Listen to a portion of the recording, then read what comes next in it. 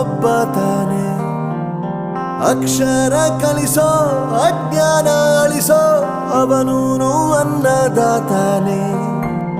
ತಪ್ಪು ಸರಿಯ ತಿದ್ದಿ ತಿಳಿ ಹೇಳಿ ಸಮಬುದ್ಧಿ ನಮ್ಮ ಚಿತ್ತ ಶುದ್ಧಿಯಾಗೋ ಹಾದಿ.